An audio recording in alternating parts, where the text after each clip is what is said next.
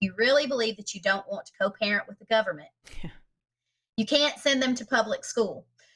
Because when you do that, you're giving them permission to act on your behalf in your absence.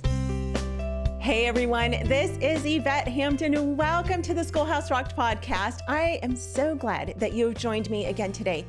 We have such an exciting guest today, but first I want to talk to you about our sponsor, Ctcmath. We are so thankful for Ctcmath because if you know me, you know that I do not like math.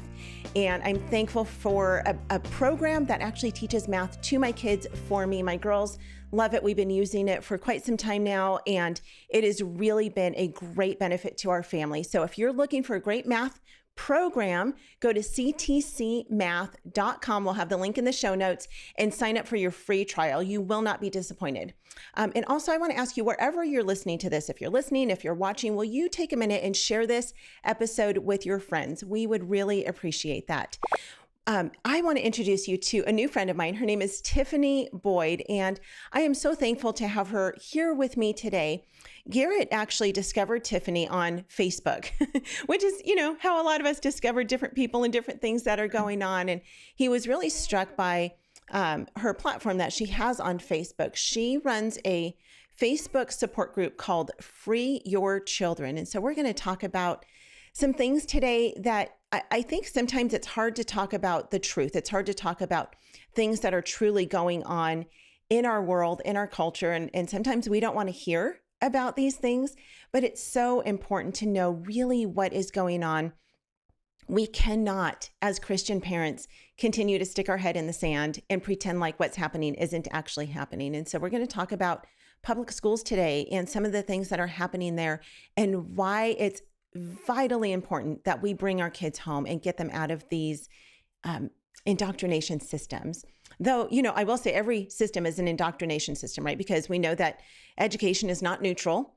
And so all of our kids are being indoctrinated in one way or another. The question is, who's indoctrinating them? Who is teaching them? Is it you, the parent, teaching them their morals and values and what the Lord has called them to learn?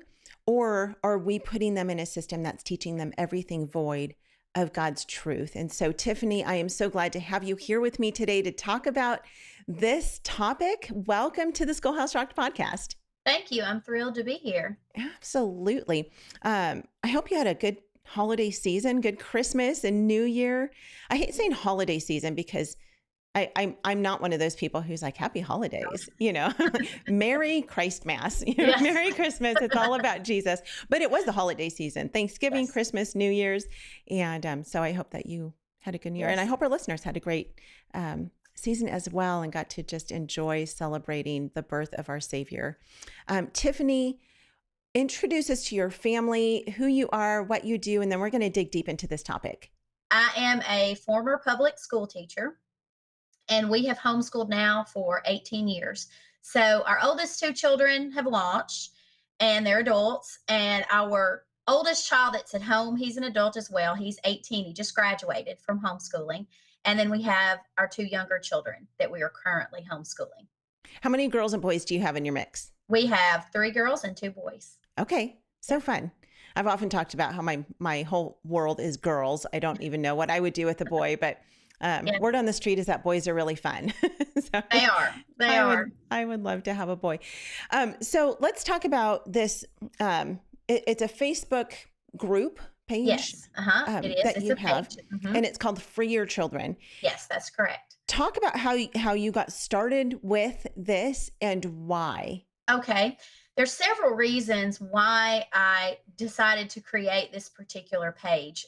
One of them was I found that very few people really understand the history of compulsory education. And I was one of those people. As I said, I used to be a former public school teacher, and they don't tell you these things when you're going to college to become a teacher. Yeah. And so I was very uninformed about the history of compulsory education. And so when I started really digging deep and researching that, I knew that that was something that needed to be shared to the general public because so many people are uninformed. And a lot of parents today don't understand why things are going on in education. But if they study the history of compulsory education, then it's crystal clear. I do not believe that the system is broken. I don't believe that the system can be reformed. I actually feel like the system is doing a great job of doing what it was intended to do. Yep. So none of this is a surprise. And I think that there are parents that are extremely concerned and they're afraid and they're scared about what's going on in our culture and in our educational system, but they're very misinformed. And so that was one purpose of starting Free Your Children, was to help to get the information out there about the history of compulsory education, but also just to get help parents understand really what's going on, just truth wise. Um, and so I launched it, and it was kind. I shared for years. I had shared all this information in our local homeschool support group, but I felt like it needed to get out to a more broader audience. So I just went out on a limb and started the page, and then it kind of took off from there. Explain compulsory education. It is the educational system that the government schools perpetrate across America. It's where you are required to send your child to school. And parents believe that you have to, some parents, not all parents, believe that you have to send your children to government schools. That's just the way it is. But that isn't the way it is, because we have options. Right. And I always like to say we already have school choice here in America. You can choose to public school or government school. You can choose to private school, or you can choose to homeschool. And we are blessed enough to be able to be free to choose any of those options. Yeah, I am so grateful for that. You know, Yes. we talk about this in the movie, and that it was not legal until 1993 or 95. Now I can't remember what date Mhm. it was, but it was in the 90s, Right. that it was legal in all 50 states to Right. actually homeschool. And there were some Yes. serious fights. Zan Tyler in the film talks about her fight Yes. to be free to Yes. actually be able to homeschool her kids. And I Yes. mean, she was threatened with jail. That's a really big deal. Hmm. And oftentimes people today, parents who are homeschooling, they don't realize Exactly. the fight that was fought ahead of us. Just Yes. like we don't realize oftentimes, if we haven't studied history, we don't realize what people sacrificed in order for us to just have freedom in this country. Yes. And those are great valid points, and also reasons why I wanted to start the Free Your Choice, Free Your Children platform, is because of COVID, that really changed the face of homeschooling. And I was noticing that there was a lot of misinformation that was going out there about homeschooling in general. And there were tons of people that were leaving the school system because of COVID, and they needed information. So that was another great outlet, for Free Your Children to be able to step in and give those parents information that they needed.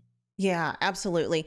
So you talked about how schools are doing a great job, because oftentimes people will look at the public school system and they're like, oh, public schools are failing miserably. Mhm. They're doing such a terrible job. And I used to think that. And now, as we've dug so much deeper into what's actually happening in the public schools, like you, I have realized, and Garrett has realized, oh, no, no, no, they're not Right. failing. They are succeeding Mhm. far beyond probably what they ever imagined Yes. that they could. They Yes. are very successful. Mhm. Talk about that for a minute. I don't think, our first education director, William Torrey Harris, he believed that children belong to the state. Yeah. And so that ideology has been perpetrated for generations. And parents don't understand in loco parentis, they don't understand that. And I know that Garrett has written an Mhm. article, I think, for Schoolhouse Rocked about that very thing. So, parents, when something isn't going on, that they agree with in education, when something's going on, they say they're my kids, it's my right. And that is true. They are, a parent has children and those are their children. But what they don't realize is that when you send them through those school doors, that the state assumes Right. responsibility over your children and can make decisions in your absence. Right. And they don't realize that. So effectively, you are giving up your rights when you drop your children off at those schoolhouse doors, because that administration then has the ability to act on your behalf in your absence. And so, I tell parents, you need to understand that. If you really believe that you don't, this has become a catchphrase. If you really believe that you don't want to co parent with the government, Yeah. you can't send them to public school. because when you do that, you're giving them permission to act on your behalf in your absence. And I think a lot of parents don't understand that. They have no idea that that even exists. And Yeah. so, it's good to get that information out there because it arms parents with the ability to make better decisions when we know. Yeah. Though I think some parents really do want to co-parent with the government. Yes. But I don't think that they understand what that means, what the Right. implications are of that, because when you think about co-parenting, all the things that, parenting comes with is teaching our kids, right? Raising them up, feeding them, clothing them, sheltering them. But when it comes to the teaching part, parents feel so inadequate. Yes. Moms typically, most of the moms that I've met do not feel well enough equipped to teach their kids.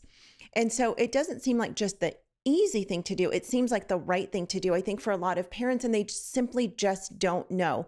And they think, well, I can't teach them. So even though they may not, intentionally think, well, I'm going to co-parent with the government, they really do think, well, they're helping me. They're helping me to educate my kids. Yes. And that's exactly what they're doing. They really are educating your kids. Yes. Yes. And And I so, think that, and I've heard this said a million times, and I'm sure you have too, but the parents, that was the whole purpose of the system. The system wants parents to feel like they aren't capable. So right. therefore, they need to turn their children over to the experts, and the experts can handle that. But, I just want to encourage parents, and I've written an article about this because I submit contributions to a local paper here in our area, the Murfreesboro Pulse. And I wrote an article called Parents Are the Experts. And they truly are, because you know your children better than Right. anyone else. Yep. You have their vested interest at heart more than anyone else. And you can customize their education. And there's so many resources. If you don't feel like you are qualified, and I hate even using that word, but if you feel like you need help or assistance in a certain area, there are tons of homeschool resources for homeschool parents to help them get over that hump. But I often say, if you are a result of the public school system or the government school system, and you don't feel qualified to teach your children, and then you're sending your children to be educated by the same system that educated you, that Right. left you feeling inept, then there's a problem. And I truly believe, there are situations, legal situations, that can prevent parents from being able to homeschool. So I just want to say that I understand that and Yeah. I recognize that. But the majority of people can homeschool. And there are so many resources out there to help parents make that possible. Yeah. Amen. Let's take a quick break. We'll be right back. What we do at IEW is break through the noise of the grammar and the writing prompts, and we say, this is what you do, step by step. And I've witnessed it over and over again, both watching Andrew teach and hearing from parents, this is the best writing program. We've made it so easy and made it really affordable. So any mom can teach writing to their children using our course, and we guarantee it. To try 3 weeks of free lessons, visit IEW.com. We are back with Tiffany Boyd. Have you mentioned that you were a public school teacher. You were a tenured school teacher for many years. Mm-hmm. Did you always plan to homeschool once you had kids? No, no, I did not. And this is the irony in all of this is I was that person that said I would never homeschool. Like me. I said that I will never homeschool. Parents aren't qualified to teach their children. What about socialization? Mhm. I was the person that said that I would never do that. And our older two children went to public schools. They went to school with me, where I taught like millions of other public school teachers. And they think, I can control the situation. They can come to school with me. Right. And that's what my older children did. And when we had our third child, that was a huge catalyst of change in our family, because we knew after we had him that I was not going to be going back to my teaching position. And so then we had to make some decisions. So we decided to move our children, because we were about 30 minutes away, 35 minutes away, where we lived from the my teaching position Oh, wow. Okay. That's a yes, drive. yeah, we had a commute. And so we thought, oh, we'll just pull our children out and put them in the school system where we live, and that will be much easier. However, our oldest child was attending a school system that during that period of time had a lot of staffing problems. So she had substitutes in almost all of her classes. Oh, wow. And so it was just a mess. And so we decided, well, no, we didn't decide. My husband decided that we were going to homeschool, and I thought he'd lost his mind. And so I begrudgingly agreed to do it. And I can remember when we went to withdraw her, we were given misinformation about what we had to do in order to register her as a homeschool student. And thankfully, I did my research prior to actually removing her, and I knew that the information that I was being told wasn't correct. Oh, wow. And so we were able to, get that done and get that taken care of. And it was a process that evolved for me over a long period of time, because this was prior to, there was no Facebook. I think the only social media platform back then was MySpace. Oh, wow. Okay. Yeah, and So you're talking back in the early 2000s. Yeah. And Okay. so, yes, because our son was born in, it would have been around that time period. So Okay. anyway, I didn't have a MySpace. The only thing that I used was email. Yeah. So, and we were in a very rural, and we still are in a rural community, a small community. So finding other homeschoolers was like finding a needle in a haystack. It was Yeah. really hard to find a support group during that period of time, because, we didn't have technology at our fingertips like we do now. It wasn't like that. So it was really difficult, and everyone thought we were insane. Everyone thought we were crazy. I had left, a tenured teaching position, Yeah. and that was the pinnacle, of that's what everyone that was in teaching at that period of time, that was their goal, was to reach tenured status. And I had done that. People thought I had thrown away my education, and, we were going from a 2-family income to a 1-family income. We just had our 3rd baby. Family members weren't on board with our decision. People we went to church with weren't on board with our decision. Our friends thought we were insane. We were swimming upstream. Yeah. Really, we were. And then people would say, well, you're a teacher, so you'll be able to do it. And I look back on that and think, if they only knew. Yeah. I oftentimes think it's hardest for us because we spend years trying to unlearn Right. what we've been taught. And so, we do what we know, and you recreate the classroom at home, which is a disaster. Always don't do that. So when I say it was a process for me, a learning process, it was. So when I hear people say all the same things that I said all those years ago, my Free Your Children page is not coming from a place of judgment, because I was that person. Right. It's just coming from a place of, you're misinformed. These are the facts. You can do it. And this is the truth about what's really happening in public schools right now. Yeah. We are out of time for this episode. We will be back on Wednesday. We're going to continue this conversation, and I want to dig a little bit deeper into what's actually happening in the public schools and why we need to get our kids out as soon as possible. Thank you, Tiffany, for being with us. We will put a link to the Free Your Children Facebook page. People can join you there and learn more about what you're doing and just be more informed about it. So thank you so much for your time. Thank you guys for joining us today. We will see you back here on Wednesday. Have a great day. Bye. My biggest fear when we started was that I was not trained to be a teacher. I wasn't smart enough. I wasn't well enough equipped. I wasn't enough. I worried that I wasn't going to be able to provide my kids with the education they needed. I felt like I was ruining them. I really thought, I am messing it all up. I think behind every great kid is a mom who's worried she's messing it all up. It's so funny. Like, even though you have an education, you still don't feel prepared. I remember asking so many questions to so many parents and feeling so ill-equipped to teach my 4-year-old And so when parents talk to me about homeschooling their children and why they are afraid that their kid's not going to get the education that they need, my question always is, why do you think they're getting the education that they need now?